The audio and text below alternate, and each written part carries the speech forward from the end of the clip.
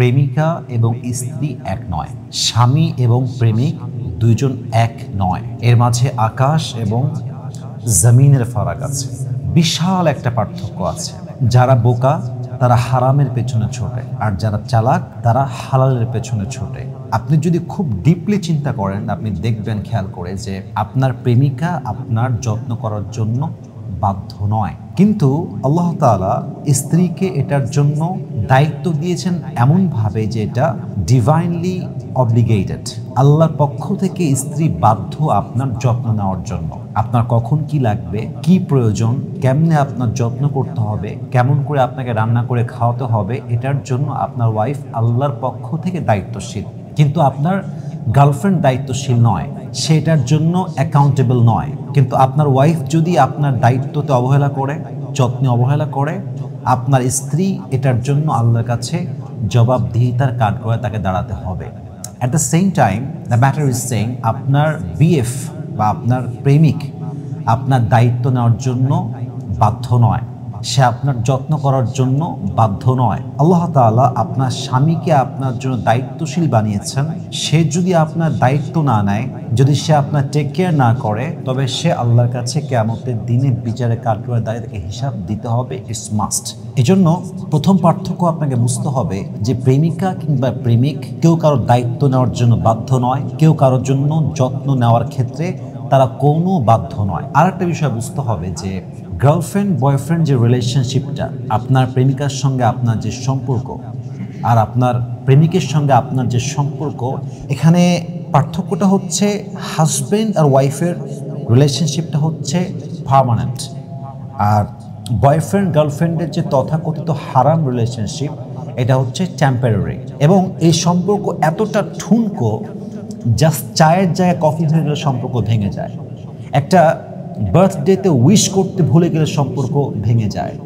Just একটু ডান বাম হলেই হারাম সম্পর্ক ভেঙে যায়।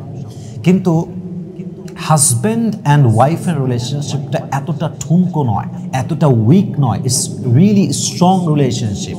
এটা একটা পারিবারিক বন্ধন, এটা একটা হালাল বন্ধন, এটা চাইলেও সহজে ভেঙে দেওয়া যায় না। অতএব বয়ফ্রেন্ড গার্লফ্রেন্ড হারাম রিলেশনশিপটা হচ্ছে টেম্পোরারি, হাজব্যান্ড অ্যান্ড ওয়াইফের রিলেশনশিপটা হচ্ছে আল্লাহর পক্ষ থেকে একটা সম্পর্ক। এটা হালাল সম্পর্ক, এটা পারিবারিক সম্পর্ক, এটা দায়িত্বের সম্পর্ক, এবং এটা সবচেয়ে গুরুত্বপূর্ণ, এটা একটি পার্মানেন্ট রিলেশনশিপ। পার্থক্য বুঝতে পেরেছেন? হালাল আর হারামের পার্থক্য বুঝতে পেরেছেন? আর একটা বিষয় বুঝবেন যে আপনার প্রেমিকা আপনার বাচ্চার মা হওয়ার যোগ্যতা রাখে না। এটা ভাবছেন কখনো? আপনার প্রেমিকা রিলিজিয়াসলি, অর্থাৎ যদি আপনি ধর্মের দিক থেকে দেখেন, অথবা আপনি যদি সোশ্যালি সামাজিকভাবে দেখেন, আপনার প্রেমিকা মাদারহুড হওয়ার কোনো যোগ্যতা রাখে না, কারণ সে আপনার জন্য বৈধ নয়।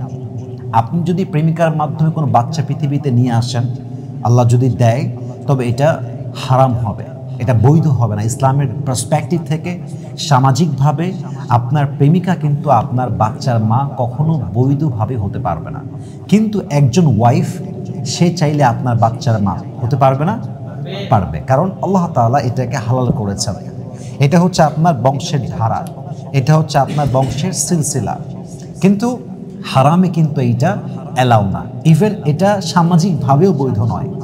অতএব এটা মাথায় রাখতে হবে যে একজন প্রেমিকা এবং একজন স্ত্রী কখনোই এক হতে পারে না।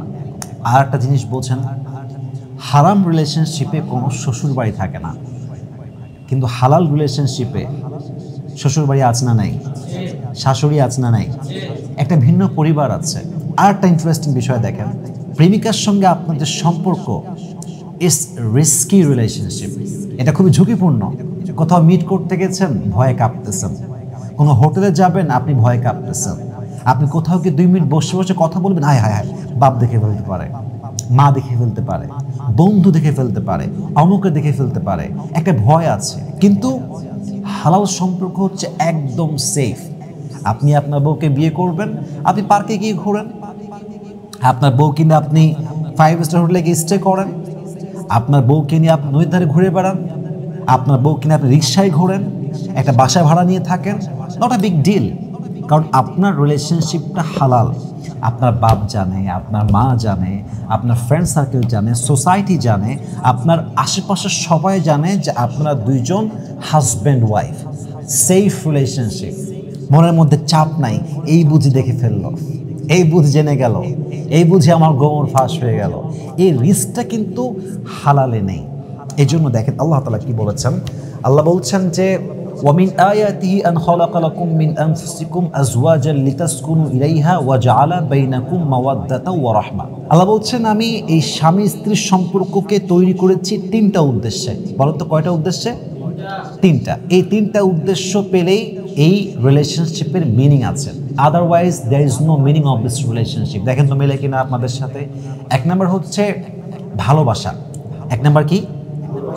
তার আগে আল্লাহ বলেছেন আজওয়াজা লিতাসকুনু ইলাইহা। যদি আমি কোরআনের সিরিয়াল অনুযায়ী বলতে যাই, এক নম্বর হচ্ছে শান্তি, মনের শান্তি, ব্রেইনের শান্তি। আপনি আপনার ওয়াইফকে দেখে মনের শান্তি খুঁজে পান কিনা? আপনি আপনার হাজব্যান্ডকে দেখে মনের শান্তি খুঁজে পান কিনা?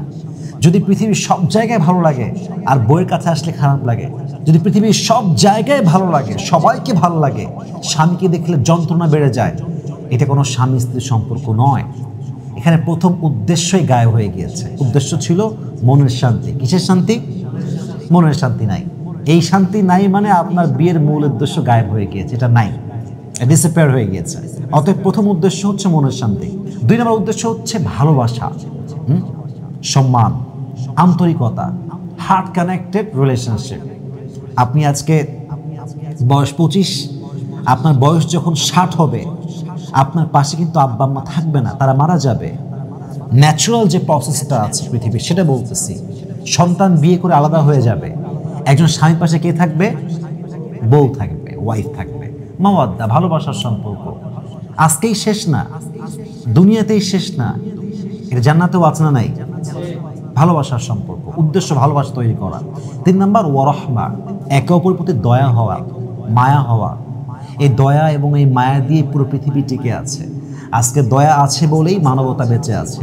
দয়া না থাকলে কি মানবতা থাকবে?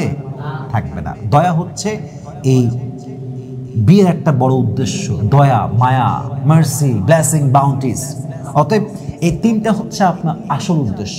আচ্ছা বলেন তো, হারাম সম্পর্কে রিস্ক আছে না নাই? ধরা খাওয়ার আশঙ্কা আছে না নাই?